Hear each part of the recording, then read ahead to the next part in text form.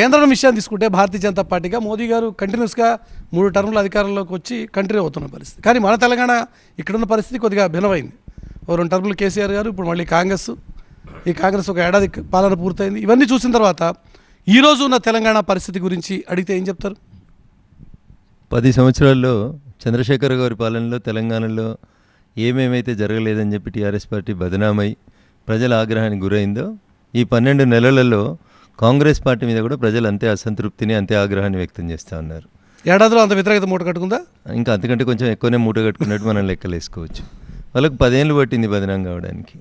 వాళ్ళ పరిపాలన బాగాలేదని ప్రజలు తీర్పు ఇవ్వడానికి వాళ్ళకి 10 ఏళ్ళు పట్టింది. వీళ్ళు 12 నెలలలోనే టీఆర్ఎస్ 10 సంవత్సరాల్లో మూట కట్టుకున్నటువంటి అపప్రదని, వారు చేసినటువంటి తప్పుల్ని ఈరోజు ఈ ప్రభుత్వం లోపల ప్రజలు అనుభవిస్తూ ఉన్నారు బేసికల్గా. అందుకనే టీఆర్ఎస్ కాంగ్రెస్ ఈ రెండు కూడా, వీటి రెండింటి మధ్యలో కూడా ఉన్నటువంటి బంధం విడదీయరాని బంధం. ఇవి ఒకటి నాణానికి బొమ్మ అయితే ఇంకొకటి బొరుసు. వీళ్ళ నుంచి ఇంతకంటే ఎక్కువ ఎక్స్పెక్ట్ చేయడం కూడా సరైనది కాదేమో అనేది నా ఉద్దేశం మురళి గారు. అందుకనే చాలా స్పష్టంగా భారతీయ జనతా పార్టీ ఎవరు ఎన్ని మాట్లాడినా మొదటి నుంచి చాలా స్పష్టంగా చెప్తూ వస్తూ ఉన్నాం. కాంగ్రెస్ ఎన్నికల సందర్భంలో, ఎన్నికల తర్వాత కూడా చేస్తున్న ప్రచారం బీఆర్ఎస్ బీజేపీ ఒకటని కదా. సో అందుకనే దాని ఇంపాక్ట్ కూడా పడింది అనుకుంటా కొంత. అందుకనే సందర్భంలో కవిత గారిని అరెస్ట్ చేయకపోవడం, బండి సంజయ్ గారిని మార్చడం, ఇట్లాంటి చాలా జరిగిన తర్వాత అందుకనే ఒకటే అని చెప్పి కాంగ్రెస్ కోటేసినట్టున్నారు జనం. అందుకనే 2004లో చంద్రశేఖరరావు గారు కాంగ్రెస్ పార్టీ కలిసి పోటీ చేసింది. రాష్ట్రంలో కేంద్రంలో అధికారంలో పంచుకున్నారు. ఇక్కడ ఒక 6 మంత్రులు, అక్కడ ఒక 2 మంత్రులు కలిసి పనిచేసినారు. ఆ తర్వాత పలు సందర్భాల లోపల ఆఖరికి మొన్న కూడా 2022లో కొత్తగా ఈ దేశానికి రాష్ట్రపతిని ఎన్నుకోవడానికి ఒక సందర్భం వచ్చినప్పుడు, మేము ఒక గిరిజన బిడ్డని దేశానికి రాష్ట్రపతిగా ప్రపోజ్ చేసినప్పుడు కాంగ్రెస్ వాళ్ళు కూడా అంత స్వాగతం పలకలే. అన్ని ఫ్లెక్సీలు పెట్టి, ఒక ఒంటెలు గుర్రాలు తప్ప మిగతా అన్నీ పెట్టి ఊరేగించి ఎయిర్పోర్ట్ నుంచి, బేగంపేట ఎయిర్పోర్ట్ నుంచి హంగామా చేసి, కాంగ్రెస్ వాళ్ళు కూడా విశ్వాసం లేదు వాళ్ళు పెట్టిన క్యాండిడేట్ కోటేయాలన్నా వద్దా అనేది. కానీ టీఆర్ఎస్ అంతకంటే ఎక్కువ ఊరేగించుకొని ఓట్లు వేయించుకుంటూ వచ్చింది. అందుకని ఇవి రెండు కూడా ఇన్సెపరబుల్. వీణా వాణి అని మనం దురదృష్టవశాత్తు 2 సోదరిమణుల గురించి ఎక్కువసార్లు మాట్లాడుతూ ఉంటాం. దేశంలో ఉన్న అందరు డాక్టర్లు కూడా ప్రయత్నం చేసి వాళ్ళిద్దరిని విడదీయలేకపోయినారని. అట్లా కాంగ్రెస్ బీఆర్ఎస్ పార్టీ మధ్యలో బంధం కూడా అట్లే ఉంటుంది మురళి గారు. ఎందుకు చెప్తున్నా ఈ మాట అంటే, ఇట్లా అని చెప్పి ఒక మాట నేను చెప్పు. నేను వీణా వాణిల బంధం వీళ్ళదని ఎందుకు చెప్తా ఉన్నామంటే, మేమంతా జై తెలంగాణ అన్న రోజు మంత్రి హోదాలుండి కళ్ళకెళ్ళి నల్లద్దాలు తీయకుండా జై తెలంగాణ అన్నోళ్ళ మీదకి కట్టెలు పట్టుకొని ఎగిరిన వాళ్ళని వీళ్ళు అధికారంలోకి రాగానే తీసుకొని వచ్చి పక్కన కూర్చోబెట్టుకున్నారు. పింక్ కలర్ ఈ రాష్ట్రంలో అధికారంలో ఉన్నప్పుడు 3 రంగుల జెండా మీద గెలిచిన వాళ్ళు అందరినీ తీసుకొచ్చుకొని వీళ్ళందరూ పెట్టుకున్నారు. వాళ్ళకి అవసరం లేదు ఆ రోజు. ఏ అబద్ధాలని, ఏ తప్పుడు ప్రచారాలని, ఏ మాటలను అయితే ఆ రోజు మీరు కాంగ్రెస్ పార్టీకి వెళ్ళి ఎమ్మెల్యేలను కొనుగోలు చేసుకున్నప్పుడు చెప్పించిర్రో, నియోజకవర్గాల అభివృద్ధి జరగాలంటే అధికార పార్టీలకు పోవాలి. ఈ దేశంలో ఇట్లాంటి సిద్ధాంతం ఎప్పుడు లేదు. ఆ దుష్ట సాంప్రదాయానికి వాళ్ళు తెరలేపినారు. వాళ్ళు తెరలేపిన ఇప్పుడు వీళ్ళు వచ్చిన వాళ్ళు చేస్తూ ఉన్నారు. కాంగ్రెస్ అధికారంలోకి రాగానే పింక్ కండువాలు పక్కన మారేసి మళ్ళీ పోయి 3 రంగుల కండువాలు వేసుకుంటా ఉన్నారు.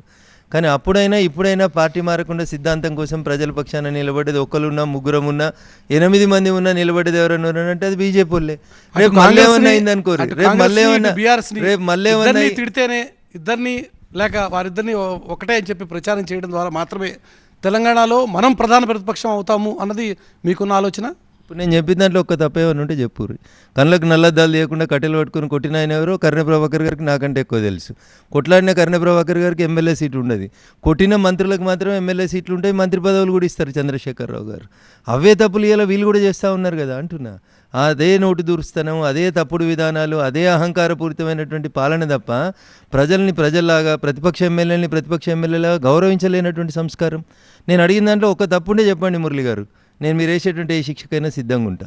నేను మొదటి నుంచి ఆరోపిస్తూ వచ్చింది వీళ్ళ మీద చెప్పినటువంటి ఆరోపణ. సిద్దిపేట ఒక ఆయన మంత్రి ఉంటాడు, SUDA Siddipet urban development authority. ఒక ఆయన సిరిసిల్ల ఆయన ఉంటాడు, కుటుంబ సభ్యుడు, సిరిసిల్ల అర్బన్ డెవలప్మెంట్ అథారిటీ. ఇంకొకరు ఈ రాష్ట్ర ముఖ్యమంత్రి, గజ్వేల్ అర్బన్ డెవలప్మెంట్ అథారిటీ. ఇది వాళ్ళ మీద ఉన్నటువంటి మొదటి నుంచి వచ్చిన ఆరోపణ. ఇలా కొత్తగా ఈయన వచ్చింది, ఈయన ఏం మారిండి సరే, ఈయన Kodangal urban development authority. What is the change you are observing Murali garu? ఏం తేడా కనబడుతుంది? వీళ్ళిద్దరు కూడా మర్చిపోయింది ఏంటంటే, మేము 119 నియోజకవర్గాలకు ఎమ్మెల్యేలు అనే విషయాన్ని ఇద్దరు మర్చిపోయినరు. నాటి ముఖ్యమంత్రి చంద్రశేఖరరావు గారు మర్చిపోయినరు, నేటి ముఖ్యమంత్రి రేవంత్ రెడ్డి గారు కూడా అంతే.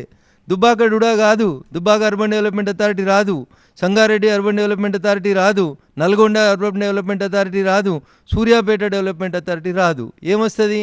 వాళ్ళ ఊరు బాగుండాలి, వాళ్ళు బాగుండాలి, వాళ్ళ కుటుంబాలు బాగుండాలి, అవి పెరగాలి తప్ప వీళ్ళిద్దరి లోపల ఏం డిఫరెన్స్ కనబడింది చెప్పుర్రు మీరు?